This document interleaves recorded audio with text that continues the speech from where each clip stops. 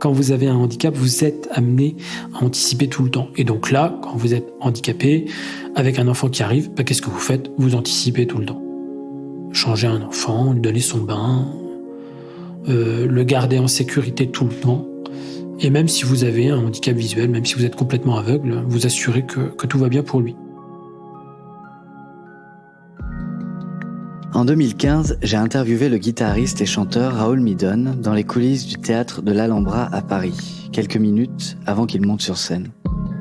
J'étais heureux de le rencontrer car adolescent, j'écoutais beaucoup sa musique avec mes amis. Je le trouvais inspirant.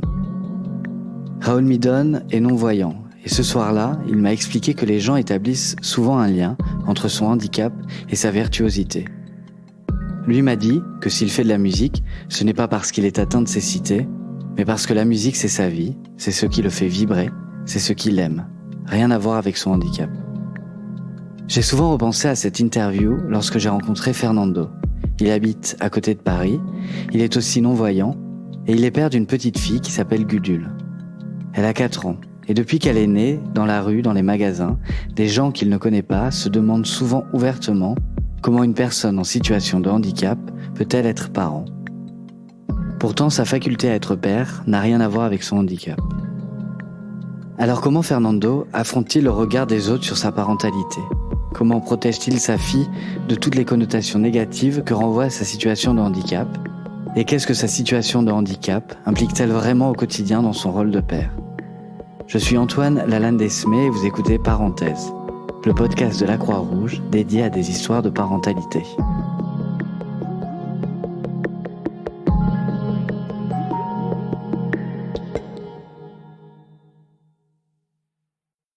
Je suis Fernando, je suis aujourd'hui aveugle, mais je suis né malvoyant avec une maladie congénitale qui a évolué finalement assez vite, puisqu'à l'âge de 11 ans, j'ai perdu la vue complètement.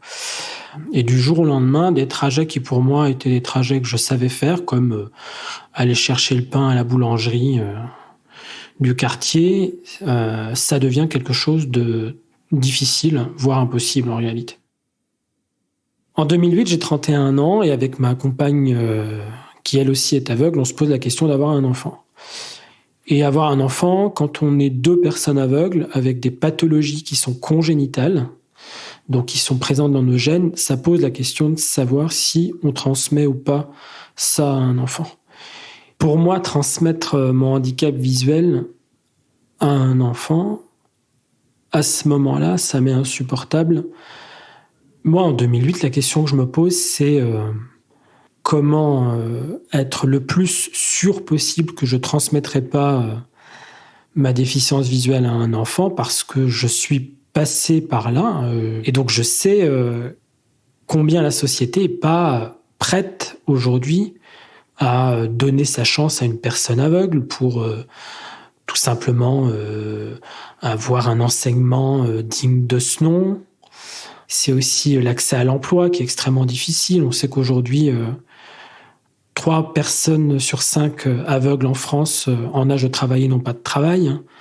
On sait que l'accès aux loisirs, l'accès à la culture est extrêmement difficile. Donc, c'est tout ça que j'ai envie d'éviter à cet enfant, en fait. Quand on a un enfant, on a envie de lui offrir ce qu'on a de meilleur. Et je suis pas sûr que la cécité, aujourd'hui, dans nos sociétés, ça soit ce qu'on est de meilleur. Donc là, la seule chose dont j'ai envie en 2008, c'est d'être le plus sûr possible que cet enfant à naître, il n'aura pas à scoltiner tout ça.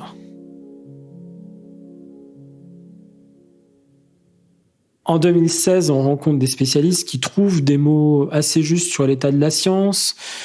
Il y a aussi le fait qu'en 2016, on a enfin compris quel était le mode de transmission génétique me concernant.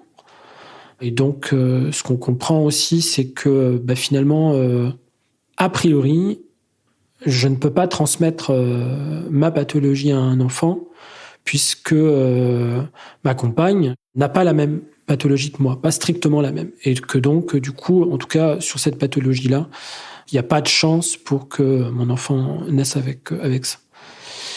Et je pense que du coup, voilà, une chose en amenant une autre, en 2016, on se dit, bon, allons-y.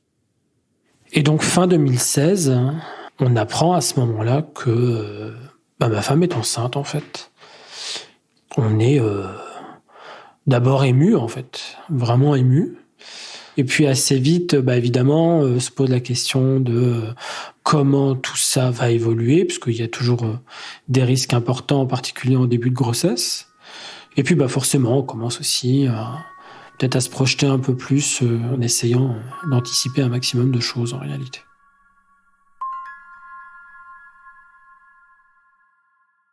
Juste pour nous, on a d'autres questions supplémentaires qui arrivent assez vite, qui sont ok, mais en fait, comment on lange un enfant, comment on le change, comment on lui donne le bain, comment on prépare les biberons. Et là, on s'est renseigné et on a pris connaissance d'un service qui existe, qui est hébergé à l'Institut de Puériculture de Paris, qui s'appelle le SAPPH pour Service d'appui à la parentalité des personnes handicapées. On les rencontre en mars 2017. On a aussi en tête le fait d'apprendre les techniques de portage, puisque étant aveugle, c'est évident qu'on ne va pas circuler dans la rue avec des poussettes. Et ça aussi, mine de rien, c'est pas une inquiétude en soi, parce qu'on sait que ça existe, mais dans le même temps, il y a cette idée de dire que ça s'improvise pas et que donc il faut apprendre ces gestes-là, là aussi pour maintenir cet enfant en sécurité et pouvoir se déplacer. Parce que l'idée, c'était quand même de pas rester chez nous, enfermé chez nous dès que l'enfant arriverait, parce que oulala, on a un enfant, alors on va plus nulle part et puis ça s'arrête là. Un jour, on arrive au SAPPH et la puéricultrice nous dit aujourd'hui, on va voir comment donner le bain à un enfant. Donc on se met en situation, il y a une vraie baignoire pour enfants, un poupon, et on comprend du coup toute l'utilité des postures, des gestes, de comment on va placer son coude de façon à être sûr à n'importe quel moment de pouvoir maintenir l'enfant dans une position correcte pour pas qu'à un moment donné sa tête puisse glisser. C'est aussi des choses extrêmement bêtes, mais du genre, si vous êtes seul à lui donner son bain, parce que votre compagnon ou votre compagne est en déplacement professionnel, par exemple, comment vous allez vous organiser pour tout à la fois donner le bain à l'enfant, ensuite positionner les choses pour attraper une cape de bain et pouvoir faire en sorte qu'il reste au chaud en le sortant du bain, laisser la baignoire plus ou moins en plan, mais pour pouvoir ensuite la vider convenablement dans la grande baignoire à côté. Donc ça veut dire penser à ces questions de comment vous allez positionner la baignoire pour enfants pas très loin de la grande baignoire pour pouvoir vider ça convenablement sans vous ruiner le dos, par exemple. Donc c'est des tas de petites choses comme ça en réalité qu'on pense bien à l'avance pour se faciliter la vie par la suite. Et je pense que c'est ce que je retiens, moi, de ces séances au SAPPH. On est toujours accueillis de façon vraiment bienveillante, mais au sens plein du terme. Je pense que, oui, c'est une des structures qui considère toujours notre parentalité avant le handicap, en fait. C'est important pour moi parce que moi, mon handicap, je le connais, je vis avec depuis des années. Je vais pas vers une structure pour qu'elle m'apprenne à être handicapé visuel, je le sais ça déjà. Donc là, si je vais vers une structure, et si je ressens le besoin d'aller vers une structure pour apprendre ces gestes liés à la parentalité, c'est pour m'amener à devenir parent en fait. Et donc pour moi, c'est important parce que ça m'aide à me construire et à me projeter sur ce rôle de papa que je connais pas du tout.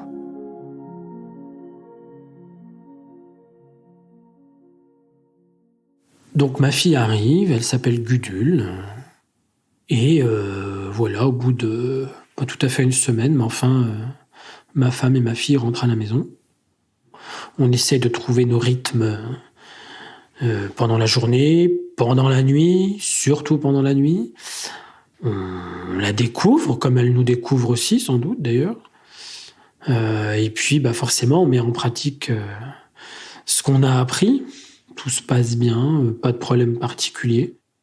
Et assez vite se pose une question qui est comment, maintenant qu'elles sont sorties du milieu hospitalier, on va donner des gouttes de vitamine D à Gudule. Alors les gouttes de vitamine D, pour ceux qui ne le savent pas, sont 4 petites gouttes qu'on doit donner à l'enfant tous les jours pendant 18 mois. Et évidemment, 4 petites gouttes, quand c'est sous forme de petites gouttes et que vous n'y voyez pas du tout, en fait, vous n'êtes pas en capacité de les compter, de savoir si vous donnez trop, pas assez, etc. Donc, je me rends à la pharmacie, une pharmacie que je fréquente depuis une dizaine d'années. Je tombe sur un pharmacien avec qui j'ai un bon contact, plutôt sympa. Il me décrit du coup comment administrer le médicament, etc. Et donc là, je lui dis, bah oui, mais là, pour nous, ça va pas être possible. Il n'y a pas d'autre modalité, etc. Et là, son premier réflexe, c'est de me dire ouais, mais il n'y a pas quelqu'un dans votre entourage qui peut lui donner, etc. Et je dis bah là, non. Enfin, on s'est organisé pour être le plus autonome possible. Non, on n'a personne en fait. Et lui d'insister en me disant bon, mais il y a votre belle-mère qui pourrait le faire, non Assez vite, ça me met en colère parce que ça me renvoie à l'idée que j'ai beau être adulte, j'ai beau avoir 40 ans passés, finalement, il faut encore que j'ai une figure maternelle dans les parages pour faire à ma place, quoi. Et en fait, je veux pas de ça. Moi, je veux dire, c'est bon, là, j'ai plus besoin de maman, ni de belle-maman, mais juste dans ma vie de tous les jours. Et c'est ce qui guide mes pas très souvent. Je souhaite faire les choses de façon indépendante, autonome, en tout cas autant que je peux. Et donc, j'ai pas envie qu'on me renvoie à une figure tutélaire de quelqu'un qui pourrait avoir une autorité sur moi, ou supposément une autorité sur moi, et qui pourrait du coup faire à ma place. J'ai pas besoin qu'on m'infantilise. Ça va, j'ai passé ce stage-là, je pense. Et donc la solution, c'est juste que à chaque fois qu'on va à la PMI, la protection maternelle et infantile, eh bien ce sont eux qui administrent cette vitamine D tous les 3 mois. Et dans le même temps, les jours passent, les semaines passent, et j'ai un copain kiné, lui-même aveugle, et il me dit « Écoute, tu peux pas imaginer à quel point les gens parlent de vous dans le quartier. » Et je dis « Ah bon, mais quoi ?» Il me dit « Un jour comme ça, j'ai un patient qui me dit « Mais enfin, quand même, un couple d'aveugles avec un enfant. » Et du coup, ce copain kiné qui lui dit « Ok, mais moi-même je suis aveugle, quoi, donc qu'est-ce que vous voulez dire par là ?» Et ce patient de lui répondre « Bah oui, justement, vous êtes aveugle, mais vous êtes responsable, vous n'avez pas d'enfant. » Cette phrase, je la trouve extrêmement violente parce que même si elle m'est restituée par personne interposée, je la trouve dégueulasse en fait, mais à plein de niveaux. Dégueulasse parce que ça dit beaucoup de ce que ce monsieur voulait renvoyer à ce copain-là, de lui dire mais un couple d'aveugles, ça ne doit pas avoir d'enfant en fait. C'est ça qu'il lui dit à ce moment-là. Et quand lui me le raconte, je vois bien qu'il a du mal à me le raconter, qu'en même temps il a envie de me le dire, pas pour me faire mal, mais parce que je pense que lui, même si objectivement il voulait pas d'enfant, ça lui fait mal aussi de recevoir ça. En réalité, ce que cette phrase elle dit, c'est combien ce monsieur est décomplexé, trouve naturel de faire ce type de réflexion. Et du coup, en extrapolant, alors bien évidemment, je généralise pas l'ensemble de la société, mais ça dit quand même beaucoup de ce qu'une partie de cette société peut penser quand elle voit un couple de personnes en situation de handicap visuel avoir un enfant, en fait. Ça veut dire que pour cette frange-là, c'est absolument anormal, en fait. C'est monstrueux.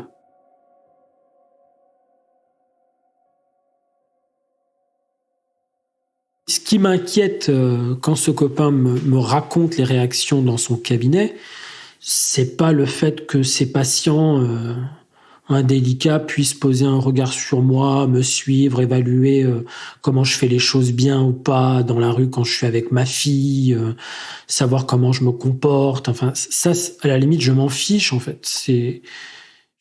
Par contre, là où ça m'inquiète, oui, c'est que c'est ce que ça dit de notre société que des individus comme ça puissent avoir ce type de réflexion, les formuler à voix haute, vouloir les partager avec d'autres, chercher l'assentiment des autres, et vraiment, du coup, contribuer à ce que cette pression sociale sur le handicap continue à exister de façon totalement décomplexée et au contraire même hyper assumée, en fait.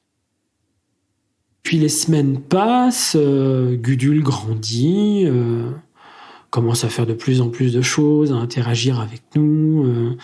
Je me sens content, plutôt à l'aise, parfois toujours avec un peu de doute sur est-ce que je fais bien, mais enfin je pense comme beaucoup de papas, on a toujours envie de faire au mieux, donc on se remet forcément en question, mais enfin quand même plutôt à l'aise, content de faire des trucs dehors, de l'amener dehors, de lui montrer le monde dehors. On a des moments de tendresse, enfin de grande émotion, sans que ça se traduise nécessairement physiquement par quelque chose, mais on voit bien qu'il y a une proximité qui se crée. C'est aussi Gudule qui va à la crèche, donc on l'amène à la crèche, on découvre aussi ce milieu de la crèche, mais dans lequel elle se sent bien, et nous, on est content de l'amener là parce que c'est une crèche super sympa, où on est super bien accueillis aussi, enfin, où le chien, ça devient un peu la mascotte de la crèche. Enfin, il y a tout ça qui se crée, il y a toutes ces choses, et je pense que du coup, oui, on s'installe dans ce nouveau rythme, voilà, de parents en réalité.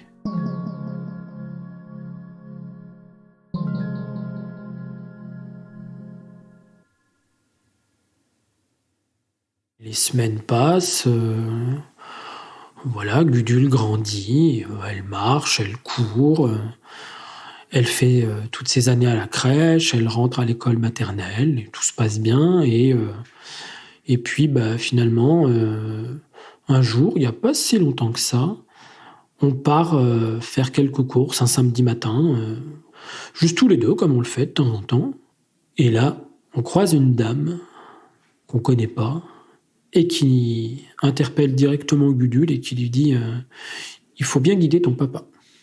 Et moi, je la regarde, un peu déconcerté quand même. Hein. Je la regarde et je lui dis mais c'est pas mon chien guide. Et la dame, évidemment, la formule l'a un peu choquée, ce que je peux comprendre, parce que c'est pas forcément très subtil. Et donc, cette dame, elle se met à octer comme si je l'agressais. Mais moi, je l'agresse pas, c'est elle qui vient, là, je lui demande rien. D'où est-ce que ça sort qu'elle se mêle de ce qui la regarde pas? Et c'est quoi le regard qu'elle porte sur ma fille à ce moment-là? C'est de dire, lui, il est aveugle, il a une petite fille qui voit, c'est à elle de le guider. Et ça, ouais, je pense que c'est aussi très révélateur de cette relation que les gens peuvent fantasmer entre un papa ou une maman aveugle et leurs enfants qui y voient. C'est-à-dire le côté, en fait, ils sont là, il faut qu'ils les guident. Non, en fait. On a des enfants pas pour qu'ils nous guident, on a des enfants pour avoir des enfants, pour qu'ils aient leur vie d'enfant, pour qu'ils grandissent dans un monde qu'on essaie de leur faire un peu plus sympathique chaque jour, même si c'est pas toujours facile, mais encore une fois, pour nous guider, on a plein de techniques, on a des cannes blanches électroniques, on a des aides animalières comme des chiens guides. On a plein de facilités, mais projeter ça sur un enfant qui a rien demandé et qui du coup, elle, se sent un peu interpellée parce qu'évidemment, elle voit qu'on lui parle comme ça, elle voit que son papa, il réagit un peu au taquet en disant que c'est pas un chien guide.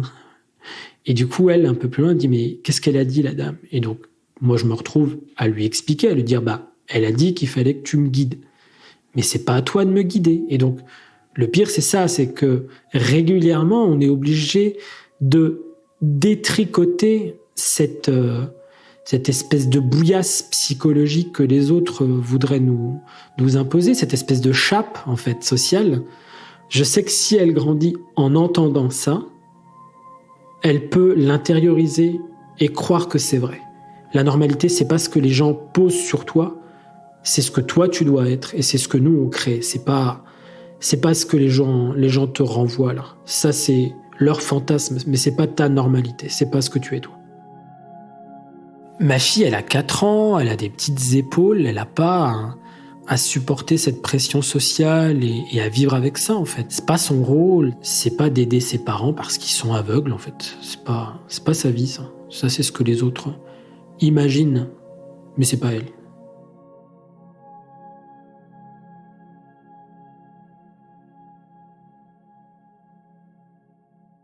Je pense que pour beaucoup de gens qui sont en situation de handicap, une façon de vivre aujourd'hui dans notre société, c'est quand même d'arriver à trouver la bonne façon de se protéger de ce genre de réaction complètement stupide, en fait. Ce que l'arrivée de Gudule a changé, c'est qu'on a quelqu'un qui a pas demandé à subir ça d'une part, et donc qui a pas à le gérer, donc, et qui sait pas encore nécessairement se protéger contre ce genre d'ineptie. Et dans le même temps, je pense que ça réactive un certain nombre de discours, alors peut-être auxquels on est un peu plus sensible, justement parce qu'on sait que Gudule, elle peut pas encore se défendre, en fait.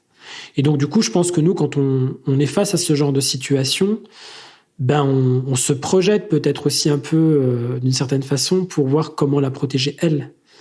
Et pour autant, toutes ces situations n'ont jamais remis en cause le père que je suis, que j'essaye d'être, pour être tout à fait juste, avec des choses sans doute plutôt justes. Peut-être parfois je me trompe, ça m'arrive aussi.